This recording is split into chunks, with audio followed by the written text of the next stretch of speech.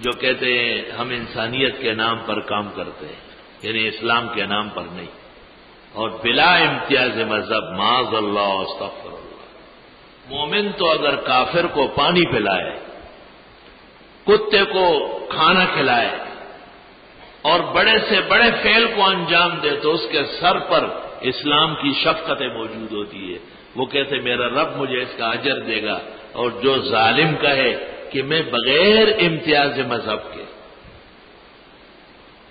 یعنی مومن اور کافر میری نظر میں برابر ہے، نمازی اور ایرونچی برابر ہے، مومن اور مشرک برابر ہے، پاک اور پلید برابر ہے، تو ایسے ادارے کو زکوٰۃ، خیرات، صدقہ دینا اسلام کی عمارت کو منہدم کرنا ہے۔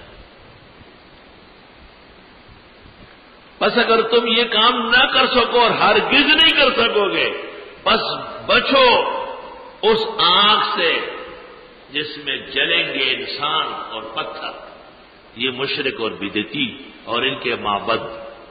تو جس غلط فرقے کی عبادت کی جگہ اور درس کی جگہ کل جہنم میں جلنے والی ہے، ان کا تعاون و مدد کرنا کہاں جائز ہے؟